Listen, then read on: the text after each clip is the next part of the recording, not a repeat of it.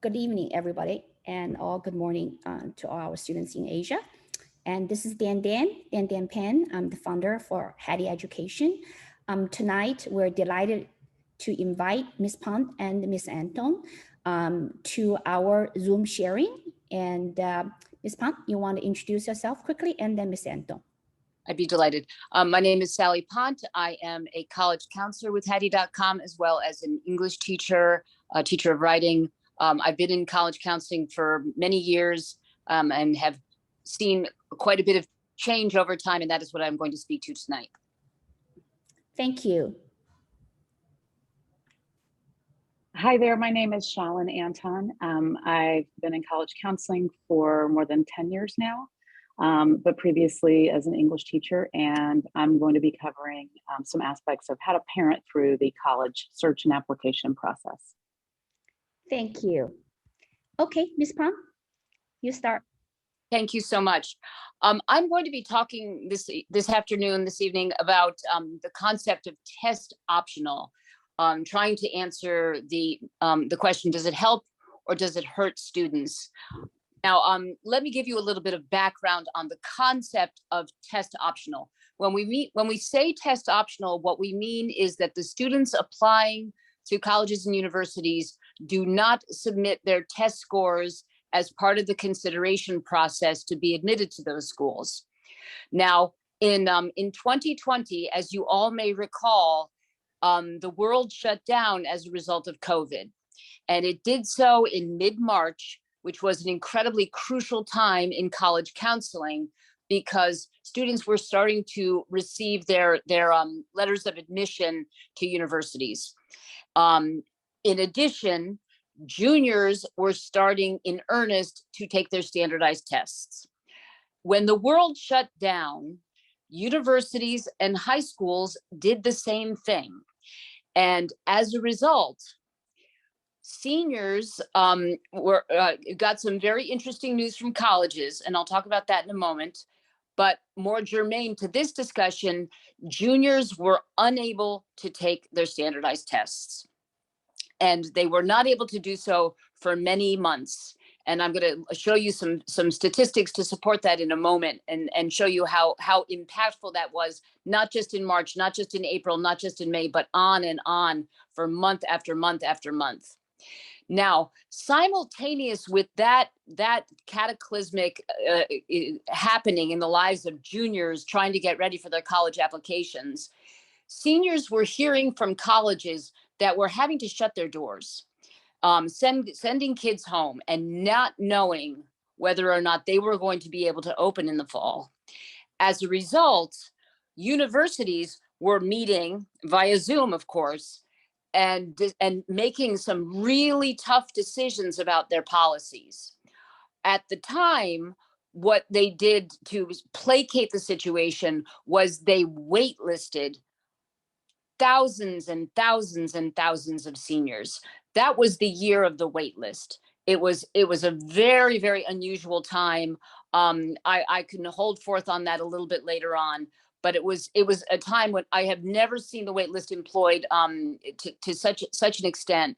And it was simply because no one really knew what enrollment figures were going to look like. And so admissions offices had to do that to manage their numbers as best they could.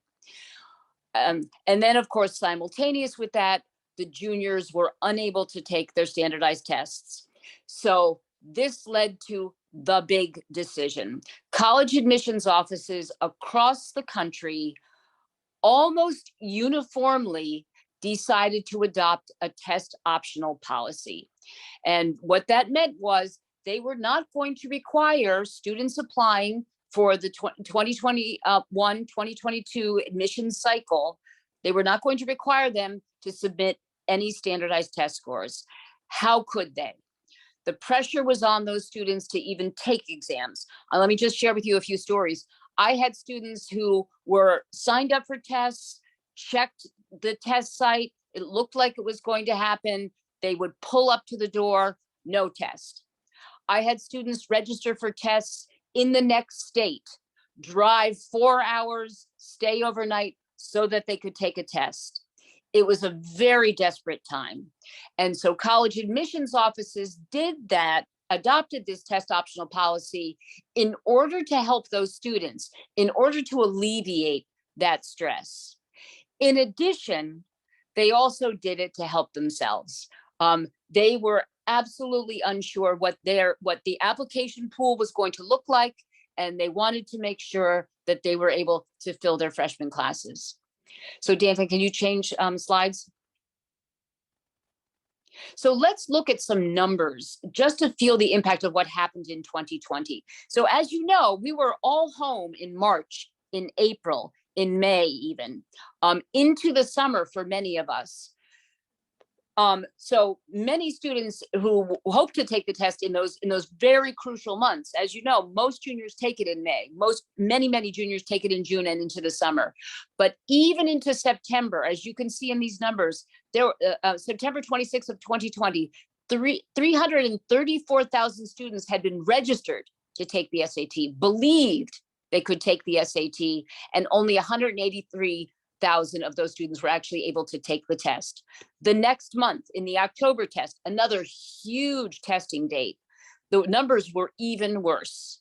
363,000 had registered to take the test, and only 154,000 were actually able to take it. So well under half of those students were left without test scores.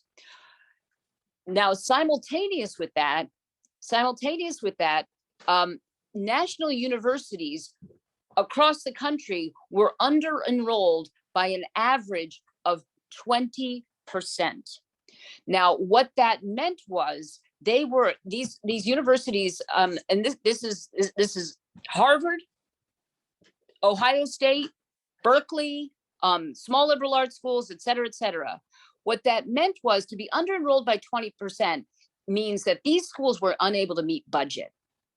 So that is a terrifying financial situation.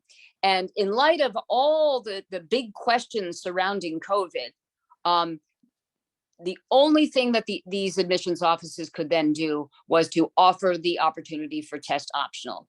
But let me assure you, from the college counseling standpoint, this was the Wild West. We had no way of knowing how applications would really read as a result of test optional. And I'm going to share some anecdotes about that as we proceed forward. So Dan, can you change slides? So what emerged from the original decision-making in 2020 from admissions offices was actually 3 different models. The first one, and the most pervasive, was test optional. Most universities and colleges adopted this policy. Basically, what test optional means is that the admissions office will accept test scores if the student wants to submit them, but if the student does not want to submit them, no harm, no foul. And what the admissions office will simply do is evaluate the student based on what is presented to them. So transcripts, essays, letters of recommendation, application essays.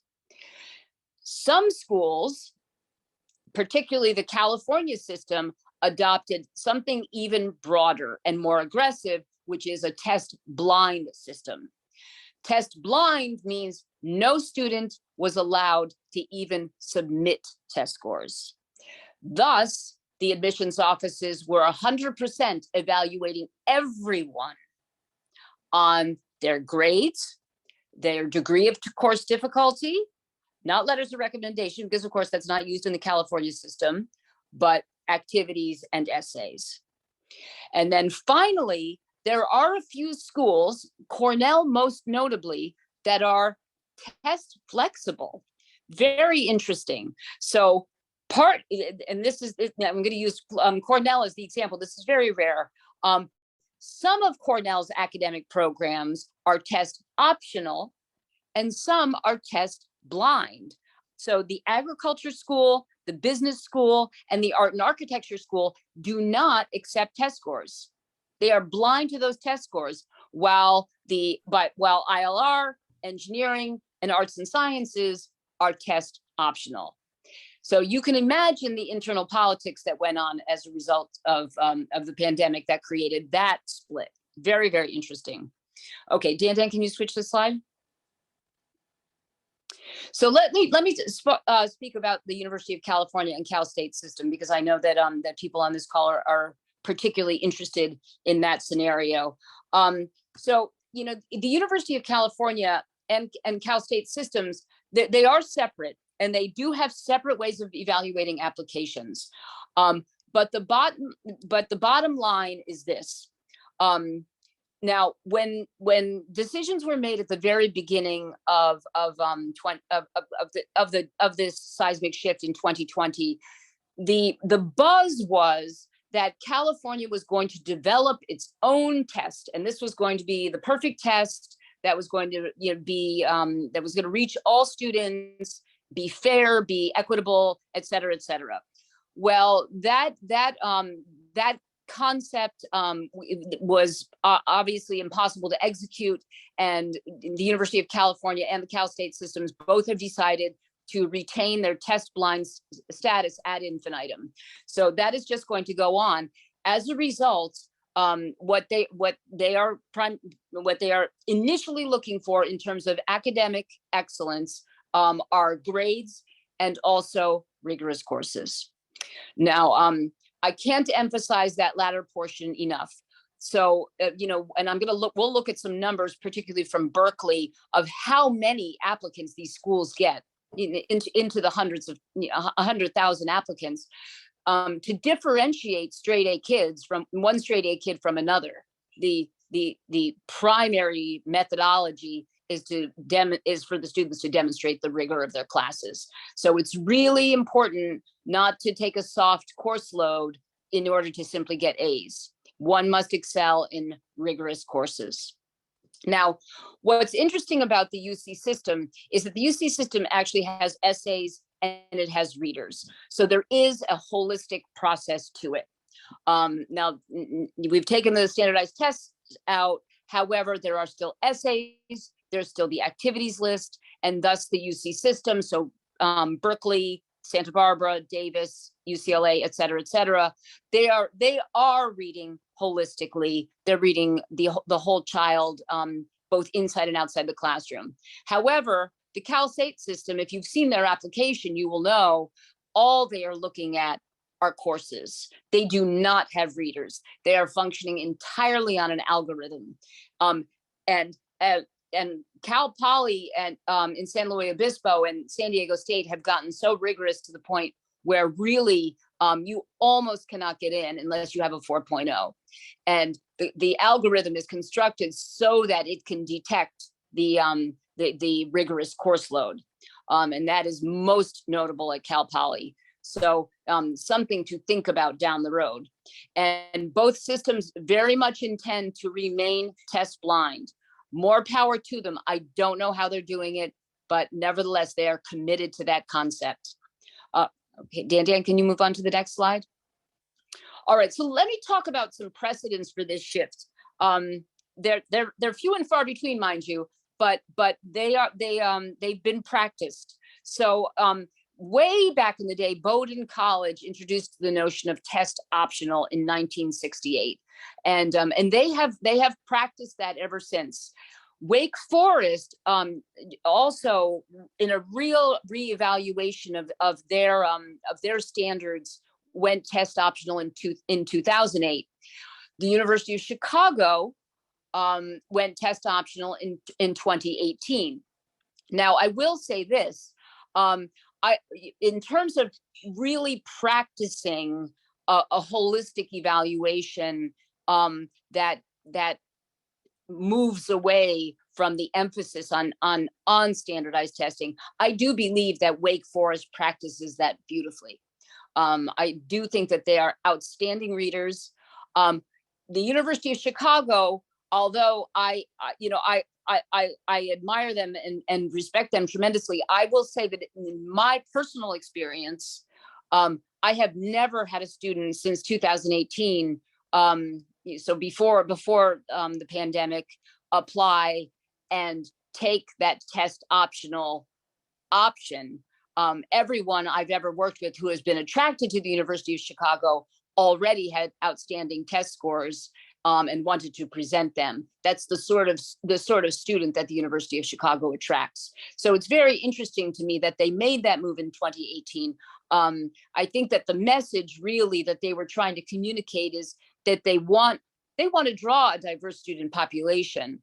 I don't know that I'm not sure if that has worked in my little sphere, a little bit. But and then finally, the final precedent that I think really set up what we're experiencing, what I experienced in 2022, in the 2021 application cycle, is that SAT-2 tests were completely done away with.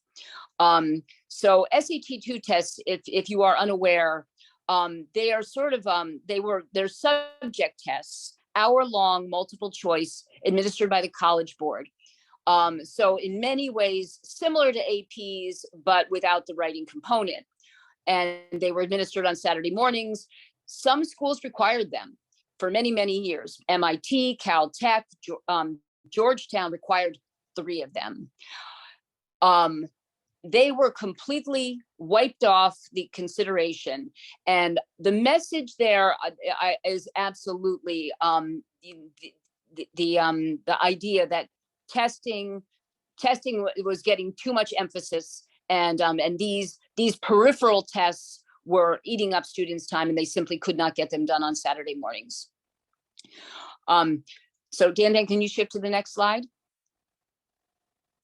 So test optional was implemented in 2020 for the students who were applying for the 2021 application cycle.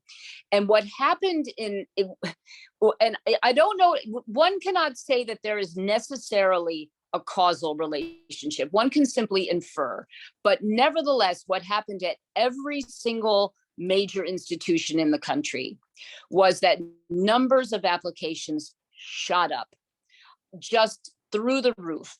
So let me give you a few key examples.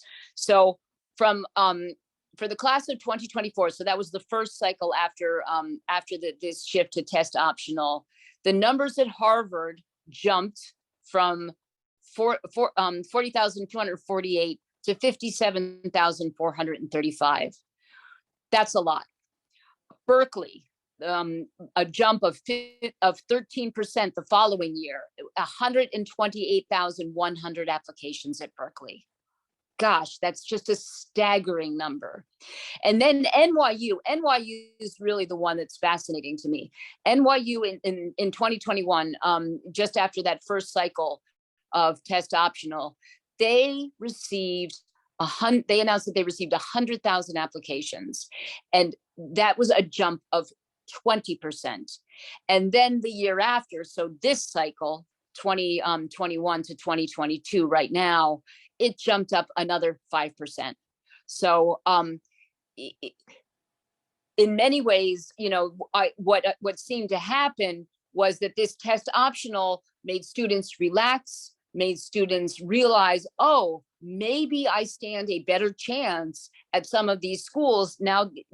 Now that they are not requiring that I have a standard test score that is, in the nosebleed region.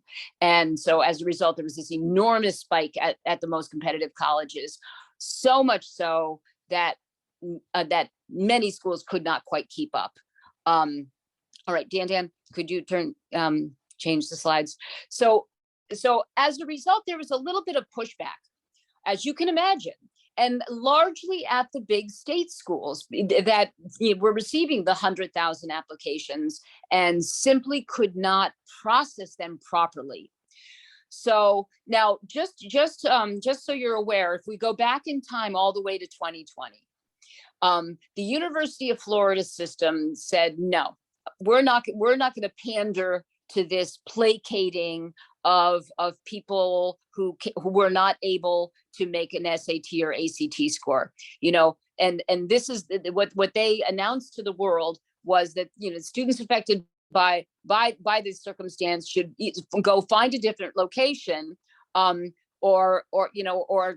just basically find another university to apply to. Florida was very cold, but they were very direct. Now, the University of Georgia, at first, in the first year, the first cycle, they were test optional, but they have reverted back. They are now they reverted back for the 2021 cycle, and they're requiring test scores again. Now I'm going to talk a little bit about my experience. Now, I do think that Georgia, what that shift that they did from being test optional to reverting back to requiring standardized testing was a desperate act of an admissions office that was not able to process applications properly.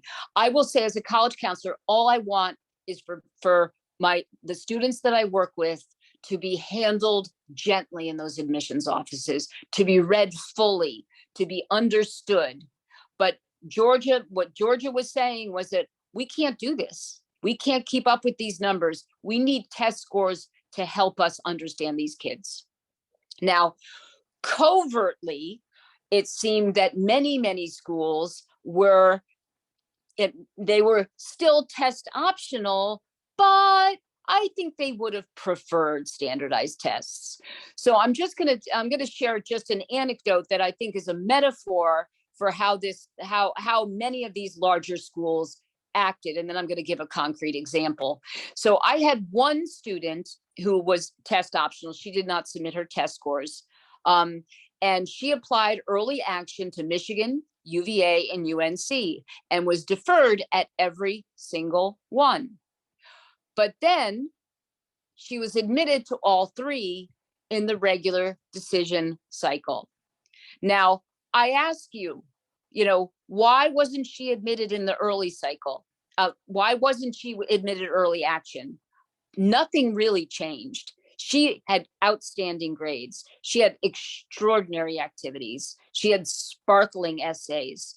She had so much personality and a really interesting story.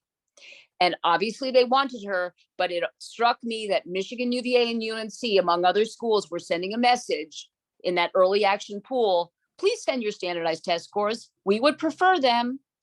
And then Auburn University, they made no bones about it. They were upfront. They told students that in various venues that they were not going to accept any out-of-state students who didn't submit standardized test scores in their early action pool.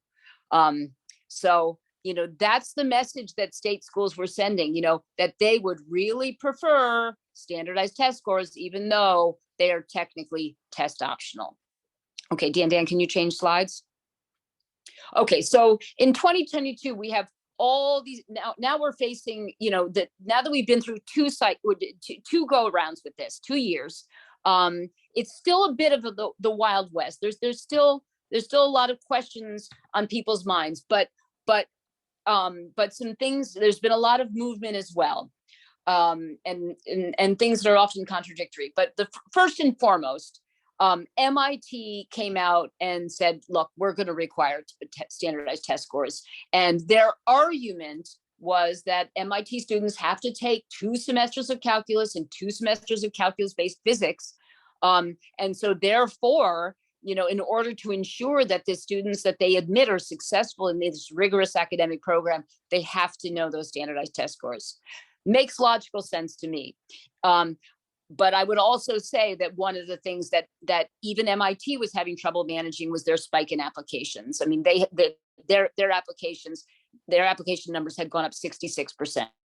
So they were also trying to manage those numbers. UNC, a very, very political moment in their admissions office / administration, they almost reverted back to requiring standardized test scores, much like the University of Georgia had done. And then there was tremendous pushback, and UNC is now once again test optional for the next year. Harvard has asserted they're going to remain test optional forever, and the UC schools have said they are going to remain test blind forever. Okay, so let's look at the last slide if you can, and then I'm going to talk about some stories and my opinions about all this and whether it helps or hurts students. So if you can turn to the next slide, Dan. So this is a very small graph, and I hope you can see it. But what this graph shows is it's a bar graph that juxtaposes acceptances of students who submitted test scores or students who didn't submit test scores. So on the far left, we see Northeastern University, which is a top 50 school, and the blue indicates the 2020-2021 cycle. And so in their early admissions pool, Northeastern University, 50-50. Now, unfortunately, I don't have their next year numbers, but I'd be very curious to see it. But I think but the red numbers indicate 2021 to 2022. And I think what we can look at, if we look at the far right at Boston College and Emory early decision 2, that I think those are very accurate numbers. So sort of pervasively across all rigorous and selective schools, that what schools have started to do is essentially select the bulk of their students. So 2.7 times more students in the Emory ED2 pool and in the BC pool, regular decision pool, or overall, I should say, more students who submitted test scores, significantly more students that submitted test scores were admitted to those highly selective schools. And that is what I have been finding. Now do know that all throughout this process, even when it first started back in 2020, and many of my students struggled to get standardized tests taken and scores and gain scores that they were happy with, I still was very hesitant to say to a student, don't worry, just don't send your scores. That was never something I have taken lightly. I mean, that was a case-by-case basis in every single situation. I did have students who ultimately did not submit their test scores. Some of those students who were test optional and didn't submit scores were admitted to top schools. But I will say that in my personal experience, those students who had greater success were those who were able to submit test scores in the long run. Now, I will also say this. One of the things that happened as a result of this test optional circumstance is that the students who felt the most confident about sending their test scores were the students with high test scores. And what that meant was, in the SAT, 1,500 to 1,600. In the ACT, 33 to 36. And anyone below that was terrified, that I'm not good enough. And I had a student who had a 1,500 on the dot, was applying ED to Cornell, and he did not want to submit that 1,500 because it was in the bottom quintile of Cornell acceptances. And I don't have a crystal ball, and so it's nerve-wracking to make these counseling judgments. But I begged him to submit, and ultimately he was accepted to Cornell. And so moral of the story is a 1,500 is good enough. What I'm hoping now that schools are, sending out the message that they would like to see test scores, I'm hoping that one does not need a 1,500 or a 34 to be good enough. That really a 31 or a 1480 will get students into these highly rigorous schools. All right. There are other personal anecdotes that I could share, but I think that I'll stop there for now. Otherwise, I'll eat up too much time. So that is the overview test optional. Does it help students? Sometimes. Does it hurt them? No, it doesn't hurt them, but it does, but it only helps them sometimes. So I'll revert, I'll pass it over to you, Dan. Can you hear me, Ms. Pan? Can you hear me? Okay, yeah, so I know you have 2 workshops. Some parents already asking me what are they. Can you introduce very quickly before we hand the screen to Ms. Anton? Sure. The most time-consuming thing for seniors to do in the college application process is actually do the applications. I mean, it takes hours and hours and hours to prepare essays and to put together an activities list and to make sure the application is just so. And so I'm offering 2 boot camps, one that addresses the Common Application and one that addresses the UC application. And I'm equally comfortable with both of those applications. And the goal is for the students to complete the entirety of the Common Application in a week, which is absolutely doable. And then the second boot camp will be for the students to complete the entire UC application in a week, which is also doable. And the students will write every day. They'll work on their activities list every day. I will be editing and monitoring, and with hard work and good communication, the students should have a completed application in the space of 5 days. Yes, so folks are asking, counseling and writing essays is very personal, that how can you handle with a small size between 4 to 8 students? That's the question that parents are asking. I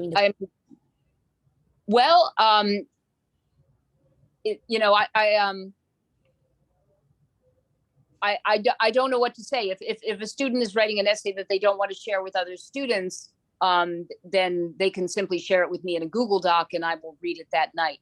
You know, the reality is that in the classroom scenario, we'll be looking at sample essays, we'll be looking at sample activities list.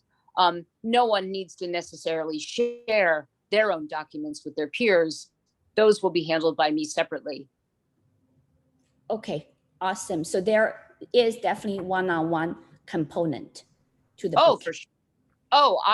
One of the things that is true with every student that I work with, be it for 1 week or 5 years, is that I want them to succeed. And so I will read every sentence and make sure everything is just so before it's all said and done. And this will be, the students will shift into high gear. I will shift into high gear with them and for them. Okay, great. Thank you, Ms. Pang. One more thing. What if my student's not interested in competition, but you want to learn how to write well? Is this your writing for competition? Will that be helping my student as well? Well, the writing for competition class selects the students select their own competitions. So anyone who wants to learn how to write better can simply do that and regard those competition prompts just as prompts. They can be writing for themselves and don't necessarily need to submit. The writing that we do, some of it is based on history, some of it is based on current events, some of it's creative writing. So everyone emerges as a better writer no matter what. Okay, there's one more question. You have a competition 2 for students in Asia. What if they haven't attended your competition 1? What's the prerequisite? There's no real prerequisite necessary. The students who attended the competition 1 class, as it were, they'll know each other, but we'll get to know each other pretty quickly. No one who wants to learn how to write will feel left out or behind if they join the competition 2 class. They'll have an assignment just like everybody else.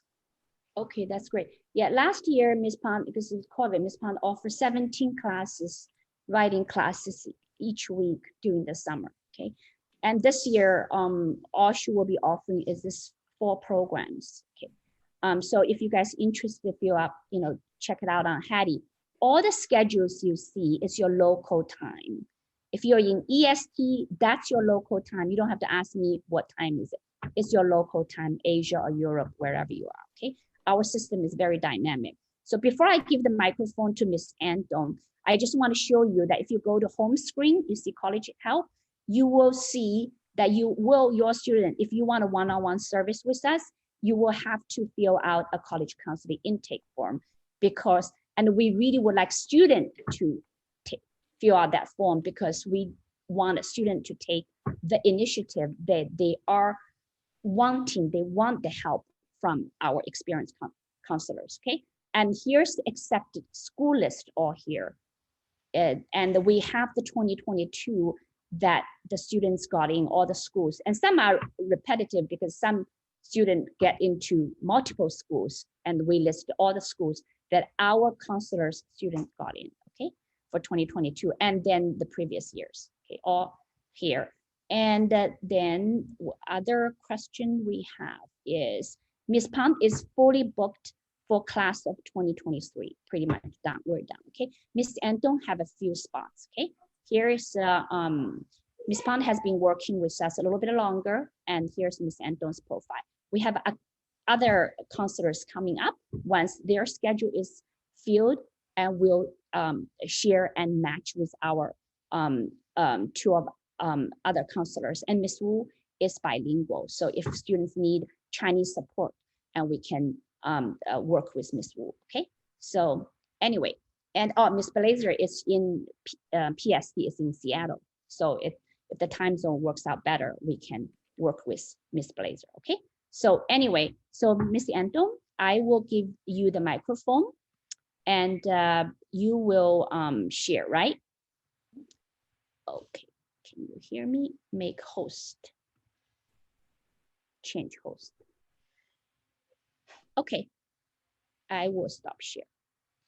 Here you go. Thanks. Okay, good evening. Let me go ahead and start here. Just to repeat, my name is Shalyn Anton, and I'm going to talk to you a little bit about what it's like to be a parent through this process. And I have 2 daughters myself, 20 and 22. So I went through this application process as a parent pretty recently, and with my youngest daughter graduating in 2020, which added, as Ms. Pont described to you, extra wrinkles of things that happened at the last minute in the spring of 2020 that certainly affected her choice of where she decided to go, and crazy things that happened with late admits that we maybe weren't expecting. Overall, I want to just to get started, I know that this process can be daunting and overwhelming to parents, particularly if you haven't already done this with another child, and it's your first child that is involved with this process. But also, we just listened to Ms. Pont give all of this information about testing that is relevant and important, but it sometimes can feel like drinking out of a fire hose and feel overwhelming to parents. And even myself, by the time my oldest child was going through the process herself, I'd been doing this about 6 years, I think, and it was still different as a mom than it had been with the hundreds of kids that I'd been working with otherwise.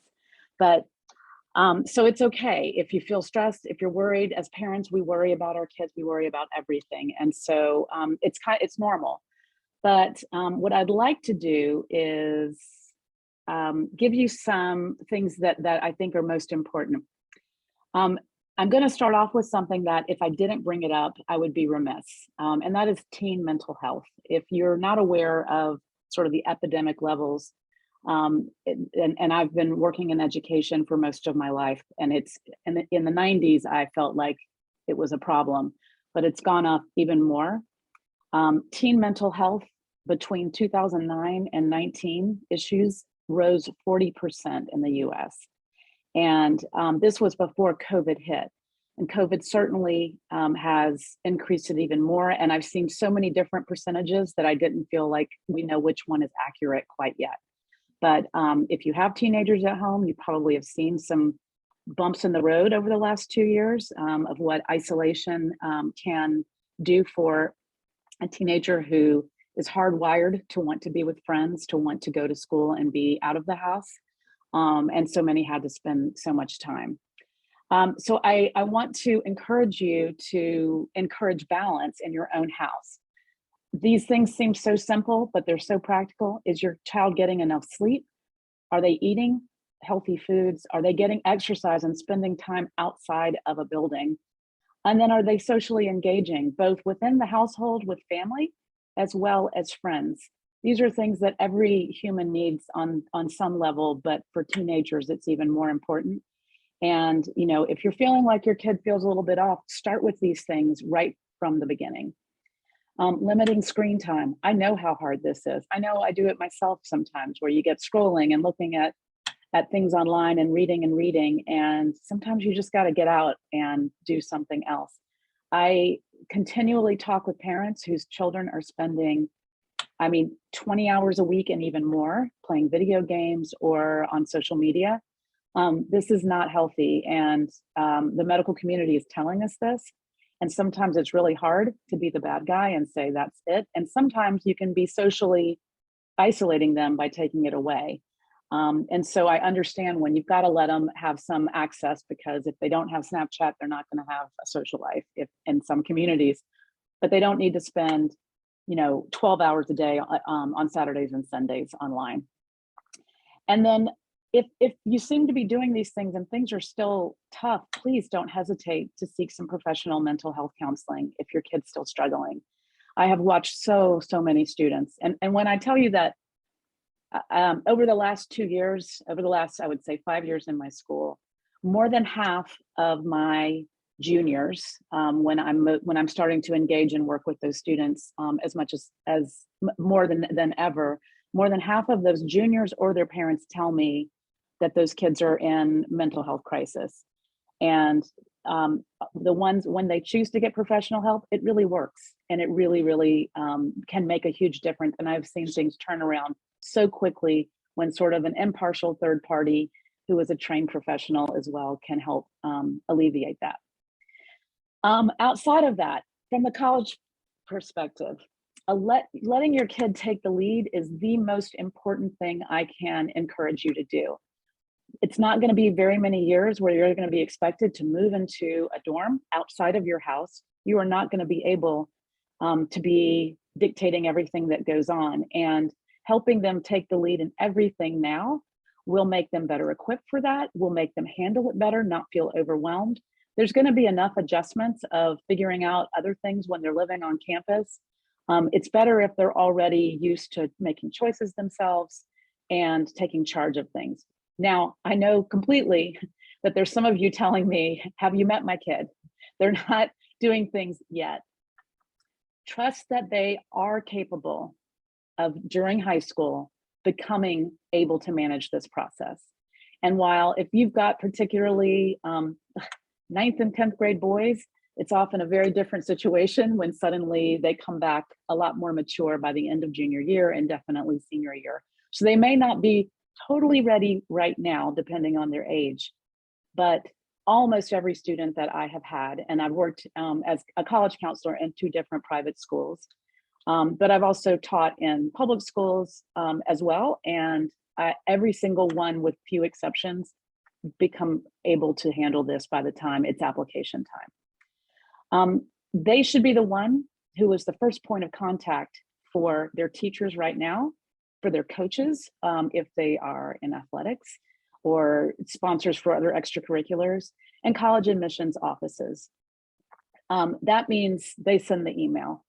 I promise you that college admissions offices have told me many times that they really bristle when mom or dad is the one who's calling the admissions office or emailing them. And I've even seen it backfire in a way that became detrimental to the kid, where I was certain that there were a couple of colleges who did not accept a student who I expected to be admitted. because their parent was calling like 3 times a week up to the offices.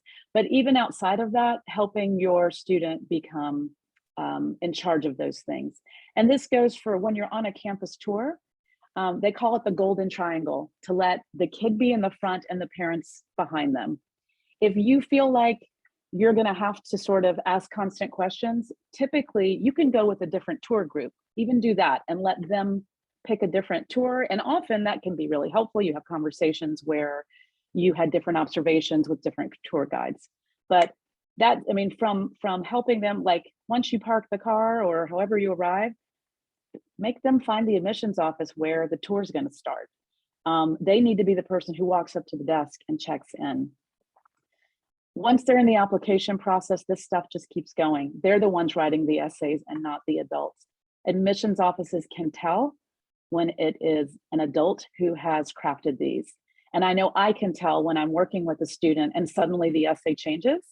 And I can tell that someone with a lot more years under their belt has made some observations on there, and they can tell every time. The biggest factor for some of this, besides gaining independence and maturity and learning to take charge of things, is when I have students whose parents have controlled every step of the process, then they get to college and they hit the first bump in the road. And trust me, there are bumps in the road once they start school. They blame it on the parents. And sometimes they transfer and say, well, you're the one who picked this school. But the ones who have looked for schools themselves, engaged themselves, asked for help on their own, feel empowered and more excited, and they're more likely to embrace that college and to take advantage of all of the amazing things that are available on every campus. They can't wait to go to the fair with all the clubs where they can decide what to join. They're better equipped to interact with professors when something isn't going right in the class. And trust me when I tell you, professors are getting contacted by parents, and they do not like that. And in many cases, unless there's been special, your child over 18 has given you permission, they also legally can't talk to you once your child is 18. I can't stress this enough, and I've watched it as a parent, but I've also watched it with so many students, and it always is the best recipe for success. So I'm telling you to back off and to let your kid do things. What can you do? I've got five big ones. These are my big ones, and they are far more sort of nuts and bolts practical than you might be thinking. But one of the biggest things that kind of messes things up in junior year is communication about the family calendar and scheduling things like when to take the SAT and ACT. When can you figure out time where test prep's going to work?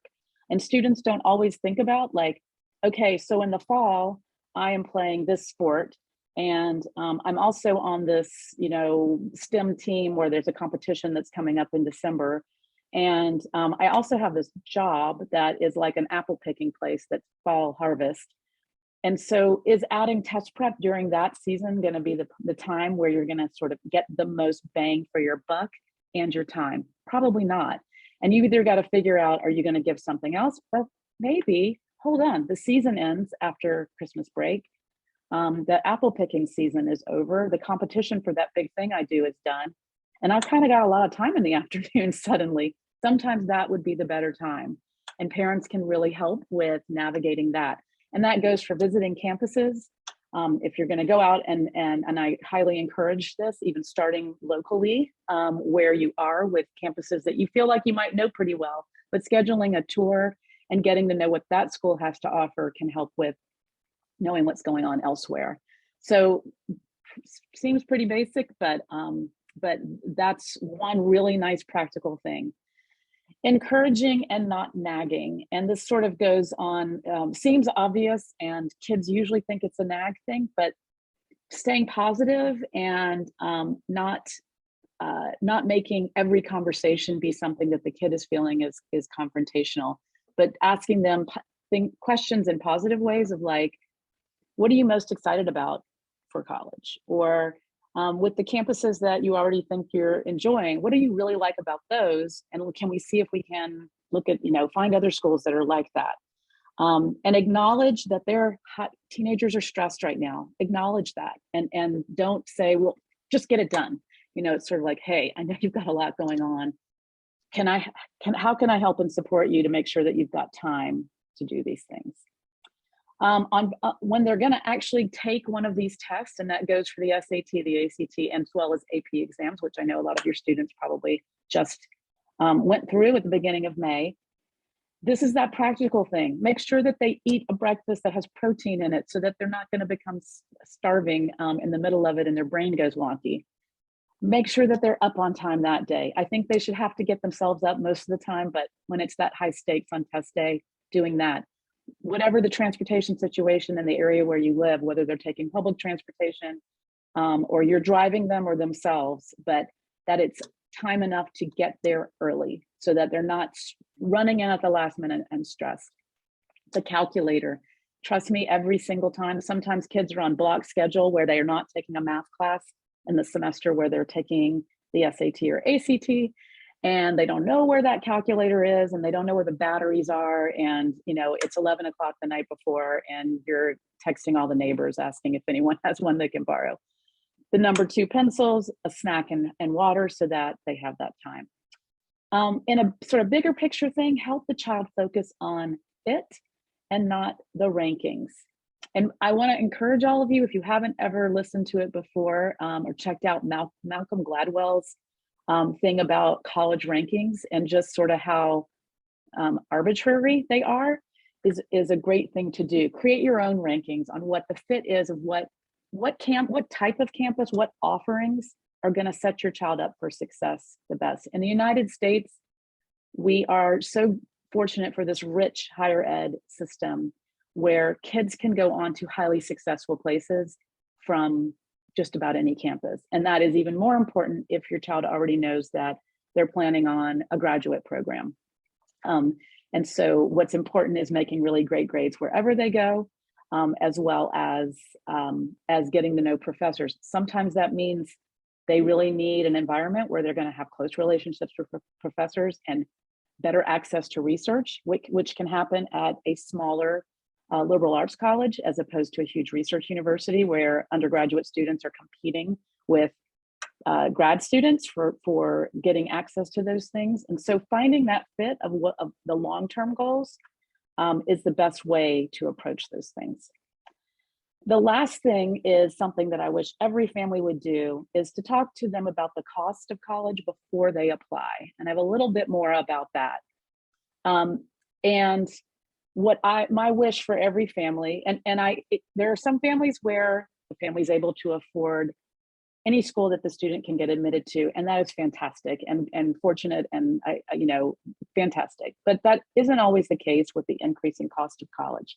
And so what I have seen in spring of senior year, after all of the admissions are in, and the students trying to decide which school to go to, things that make that a lot more peaceful within families and calmer is if, before they ever decided what the final application list was, you talk about how much you are able and willing to pay for each year of college. Because I have plenty of families where they could pay it, but they're saying, I think that's crazy, and the max I'm willing to pay is the state school price. That doesn't mean that they only can go to state schools, because there are so many sticker prices are not real with college for the most part. But having that frank conversation of here's what we're willing to do.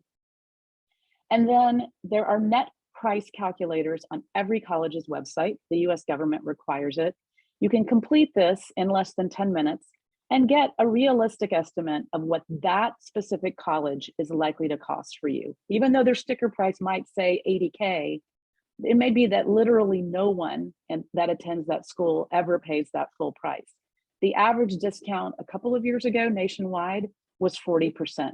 That almost all colleges on average were taking 40% off of what their published cost of attendance was.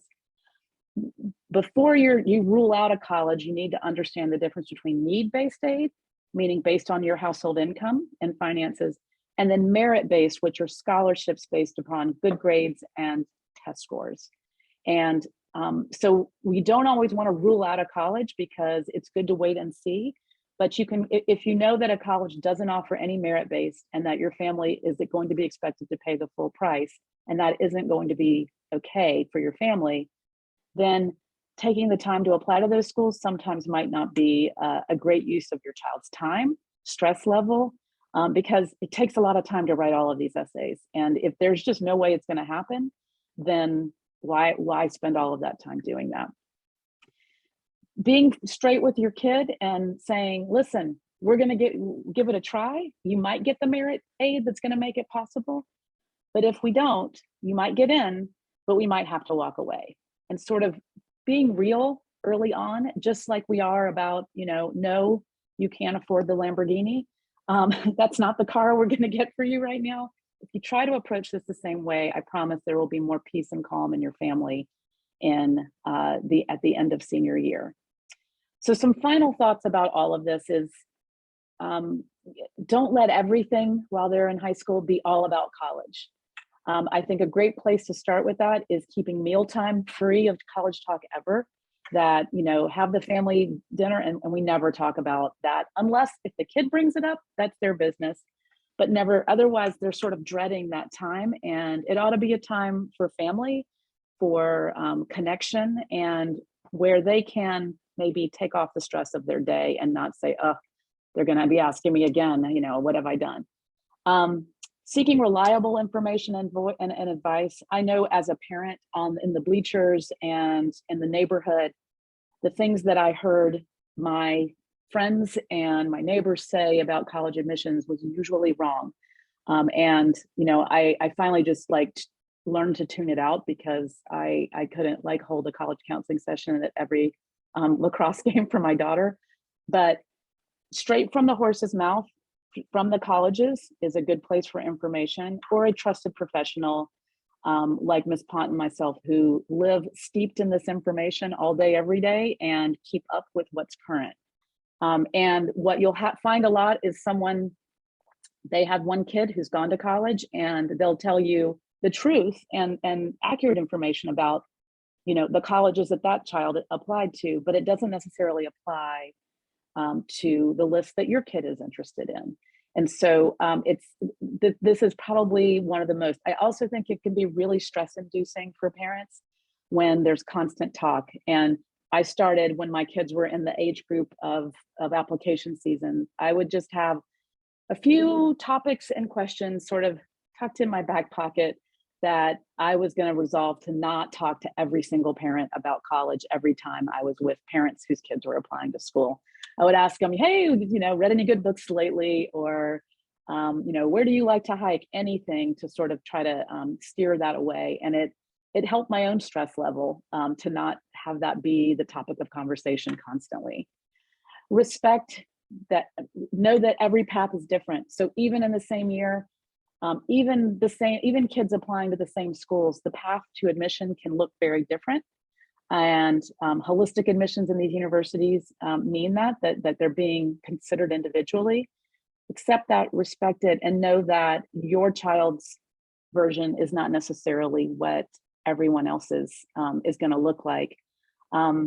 And listen to your kid. I would ask that last thing, be listening to them. And when they are at a point where a breaking point and they don't want to talk about this anymore, or they need to take a step back, respect that. And this is from my own experience, but also from all of the students. I've worked in 2 different private schools as a college counselor and also independently, but that I think that's probably one of the most important things is, preserving that relationship means happiness, and a place where when they do leave your house and go to college, you've got a relationship where they have a trusted adult that they will call and talk to you about all the things that are happening once they get to campus. I will stop share now and head back to the others. I'm seeing all these chats, and I'm assuming those are questions. Is that right, Dan? Yes, some I just sharing some information. Yeah, there's one question I think Ms. Pond will share loud. It's about SAT and ACT difference. Which one? Oh, you're muted, Ms. Pond. So please note that the ACT and the SAT are equally well regarded by the admissions offices. They don't prefer one over the other. Not a single school prefers one over the other. So in many cases, you can just choose one based on your schedule. When are you free on a Saturday morning? That being said, there are subtle differences. The ACT, they both have 4 sections. The SAT, 2 verbal, 2 math. The ACT has 2 verbal, a math, and a science section. The science section can be difficult for some students. It takes some practice.